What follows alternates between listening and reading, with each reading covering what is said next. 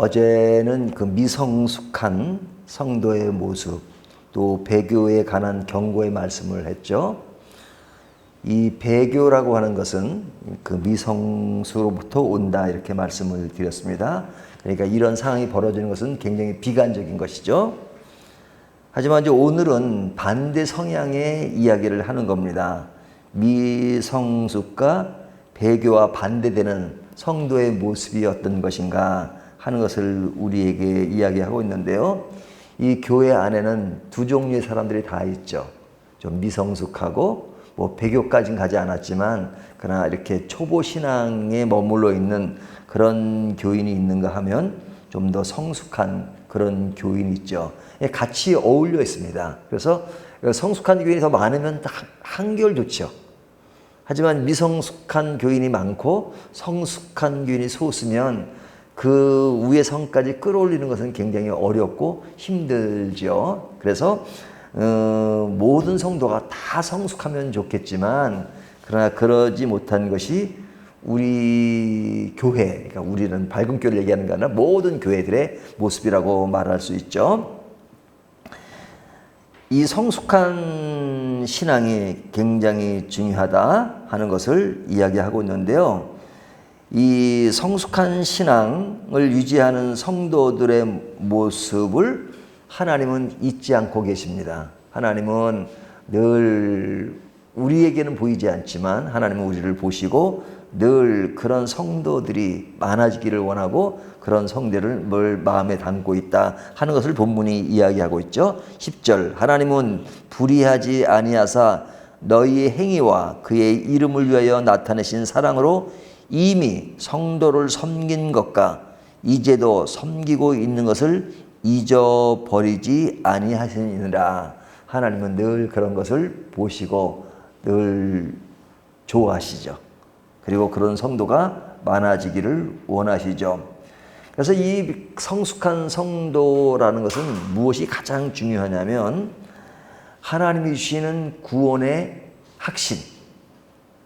그 구원이라고 하는 것은 하나님이 우리를 죄에서 다시 말하면 죽음에서 생명으로 옮겨주신 그것이지만 그보다 더 큰 핵심은 우리가 믿는 하나님의 절대자이시고 나에게 끝까지 나를 보증하신다는 분입니다. 그것을 믿는 거죠. 그래서 그것을 우리가 구원의 확신이라고 할 수 있는데요. 9절을 보면 사랑하는 자들아 우리가 이같이 말하나 너희에게는 이보다 더 좋은 곳 곧 구원에 속한 것이 있음을 확신하노라.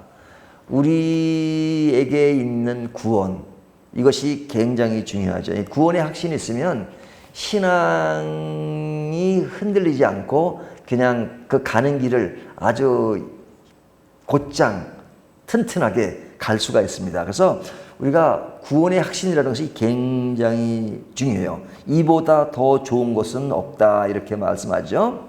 근데 이 구원의 확신이 흔들리면 그 중심이 흔들리는 것이니까 많이 흔들립니다. 그래서 구원의 확신은 매우 중요합니다. 우리가 하나님이 나를 구원해 주셨느냐 했을 때 글쎄요, 구원하셨을까요? 겸손한 것이 아닙니다. 하나님이 나를 구원한 것은 내 감정과 내 어떤 부족한 것으로 판단하는 것이 아니라 하나님이 너무 명료하게 약속을 하셨고 오늘 본문에는 맹세까지 하셨다고 합니다. 그러니까 하나님이 내가 너를 구원한다 분명히 약속하신 것이니까 그 약속의 말씀이 성경에 있잖아요. 영접하는 자, 곧 그 이름을 믿는 자에게는 하나님의 자녀가 되는 권세를 주셨다.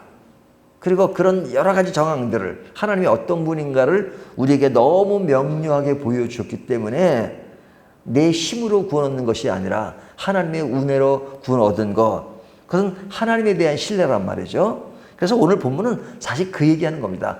성숙한 신앙은 다른 게 아니에요. 하나님을 분명히 믿는 거예요. 하나님이 나를 구원하셨다는 것을 분명히 믿는 겁니다. 그것 때문에 흔들리지 않는 것이지 우리 자신을 보면 흔들릴 수밖에 없는 성향이 너무 많죠. 우리가 잘났어요. 그냥 변함이 없어요. 흔들리고 일이 넘어지고 하잖아요. 하지만 내 자신을 보면 그냥 그렇게 확신을 가질 수 없지만 하나님이 분명하다 하는 것을 이야기해 주는 겁니다. 이 히브리서는 보내는 사람이 있고 받는 사람들이 있잖아요. 이 편지를 쓴 사람이 강렬하게 받는 사람들에게 그것을 이야기합니다. 확실하면 되는데 확실하지 못하니까 배교까지 하고, 그 배교라는 게 뭐예요? 유대인들이 크리스찬이 되었다가 다시 유대교로 돌아가는 그런 모습을 보고 굉장히 마음 아파하잖아요. 그러니까 배교한 사람들은 빨리 돌아오라 하기 위해서 이걸 쓴 겁니다. 그리고 기존에 있는 사람들에게는 흔들리지 마라, 분명하다 하는 것을 이야기하는 거죠. 그래서 이 구원의 확신이 분명한 사람들의 특징이 뭐냐? 11절을 보면요, 우리가 간절히 원하는 것은 너희 각 사람이 동일한 부지런함을 나타내어 끝까지 소망의 풍성함에 이르러. 여기 부지런함이 있다. 이 부지런함이라는 것은 뭐예요? 열정이 있죠. 열정. 예? 하나님을 향한 열정. 근데 사람이 아무리 열정이 있어봤자 하나님이 우리를 향한 열정이 더 크시죠. 뭐 큰 정도가 비교할 수 없는. 하나님은 우리를 구원을 은혜로 어떤 대가 없이 주셨지만 하나님은 그것을 이루기 위해서 얼마나 많은 대가를 지불하시고 열정을 가지고 우리에게 다가오셨습니까? 다가오신 하나님 앞에 그 사랑이 너무 크기 때문에 우리는 부지런함으로 나아간다. 그러죠? 그 부지런함과 반대되는 것이 뭡니까? 게으른 것이죠. 12절을 보면 게으르지 아니하고 그러죠. 게으르지 않고 부지런함으로 하나님께 나아갈 수 있는데 그것은 명료한 뭐가 있어야 된단 말이죠. 그 명령이 뭐예요? 구원의 확신이죠. 하나님이 분명하다 이거죠. 분명하다 이거죠. 그래서 하나님이 분명하면 처음뿐 아니라 끝까지 11절 보면 우리가 간절히 원하는 것은 너희 각 사람이 동일한 부지런함을 나타내어 끝까지를 강조하잖아요. 왜 끝까지라는 얘기를 그렇게 강조하죠? 배교하는 사람을 염두에 둔 거죠. 배교한 사람들은. 너희가 예수를 믿었으면 끝까지 가야 되는데 중간에서 이 배교한 다시 유대교로 돌아가는 그런 것에 대해서 끝까지 가야 한다 이거죠. 씨 뿌리는 비유 얘기했잖아요. 옥토에 떨어진 씨는 끝까지 가는 겁니다. 열매를 맺고. 하지만 중간에 가시덤불에 떨어진 씨는 그냥 잘 자라다가 세상의 염려와 근심 이런 모든 것 때문에 그냥 사그러지는 그런 것이 아니라 끝까지 가는 것. 그래서 그냥 처음에 막 열정적이고 그냥 막 그러다가 그냥 어느 순간에 확 무너지는 기복이 많은 것보다는 그냥 좀 잔잔해 보이지만 끝까지 가는 것이 중요합니다. 신앙이 아니더라도 인간에 있어서 성실함도 그런 거예요. 그냥 너무 그냥 기복이 심한 것보다는 꾸준히 가는 것, 그거보다 큰 힘이 없죠. 신앙에 대한 문제는 그렇습니다. 12절을 보면 게으르지 아니하고 믿음과 오래 참음으로 말미암아 약속들을 기업으로 받는 자들을 본받는 자되게 하려는 것이니라. 우리가 신앙의 본을 남들에게 보이는 것도 중요하고 또 이미 보인 사람들을 보고 그 신앙을 따라가는 것이 중요합니다. 하나님은 보이시지 않잖아요. 그래서 말씀을 통해서 보이지 않는 하나님이 말씀하시는 것을 늘 귀담아 들어야 합니다. 하지만 보이는 사람들이 있잖아요. 그래서 신앙의 그런 모범을 보이는 사람을 찾는 것은 굉장히 중요합니다. 그래서 그 사람이 내가 어떤 길로 가는 것을 힌트를 주고 또 교훈을 주고 그런 사람들을 통해서 내가 도움을 받는 것은 굉장히 중요한 거죠. 그래서 그런 사람이 있는 것을 늘 볼 수 있는, 판단할 수 있는 능력이 있는 것은 굉장히 중요합니다. 우리 주변에 영적인 사람, 정말로 믿음의 사람들이 있는 것을 발견하고 내가 진짜 구체적인 것들은 잘 모르는 것이 있지만 저런 사람의 삶을 통해서 좀 본받아야 되겠구나. 그런 것이 굉장히 중요하죠. 제가 가끔 이야기하지만 제가 알고 있는 그 선배 목사님이 있는데 이분이 그 젊었을 때 굉장히 활동을 많이 해가지고 이렇게 그 선교단체를 참 많이 도왔습니다.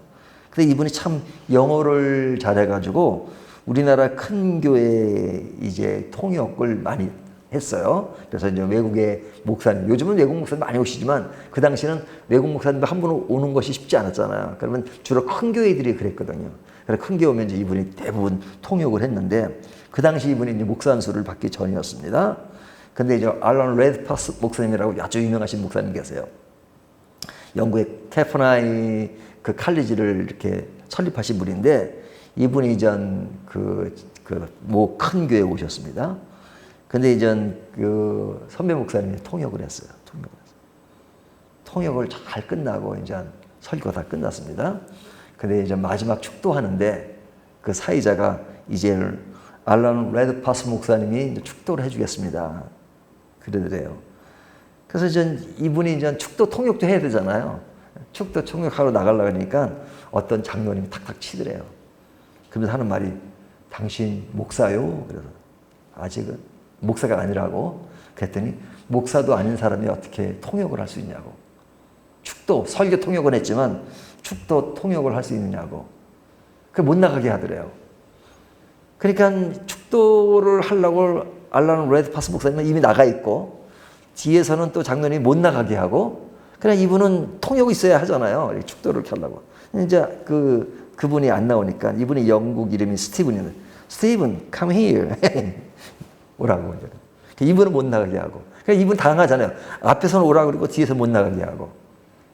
그래서 순간적으로 무슨 생각이 들냐면 어느 사람이 더 영적인 사람인가라는 생각이 들더래요. 앞에 있는 사람이 좀 영적인 사람인가? 뒤에 있는 사람이 영적인 사람인가? 근데 아무리 봐도 앞에 있는 사람이 영적인 사람 같더래요. 그래서 얼른 나가가지고 그 통역했다는 그 얘기를 하는데 얼마나 무서웠는지 몰라요. 뭐 우스갯소리 하는 얘기지만 진짜 우리가 같은 사람이지만 정말로 영적인 사람이라는 건 다른 게 아니잖아요. 진짜 주님을 사랑하고 주님 안에 거하고 주님을 따라 평생까지 내가 헌신하며 살겠다는 사람이잖아요. 하나님의 말씀이라면 그냥 거기 절대 굴복하고 순종하고 따라가는 사람이잖아요.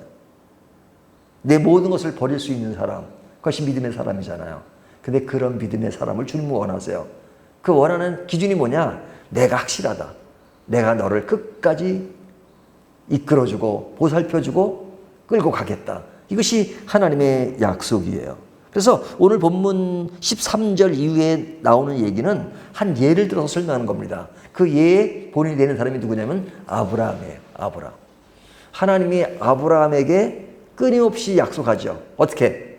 내 후손이 많아질 것이다. 바다의 모래처럼 하늘의 별처럼.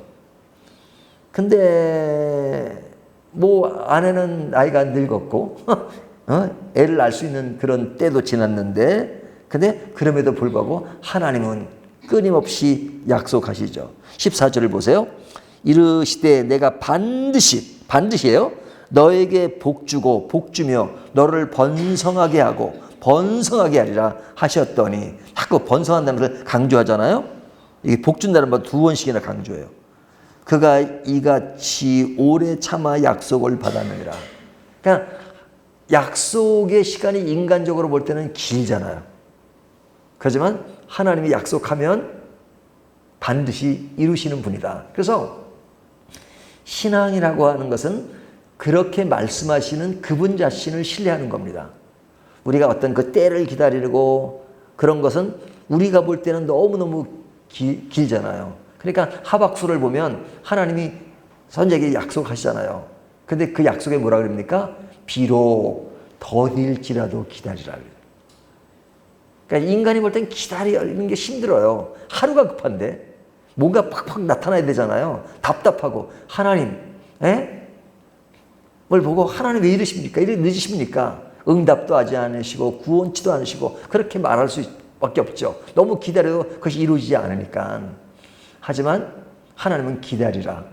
근데 기다릴 때 그 상황이 내 맞게끔 이루어지는 것에만 집중하지 말고 그렇게 하시는 분이 누군지를 늘 집중하라는 겁니다. 신앙은 상황의 문제가 아니라 관계의 문제예요.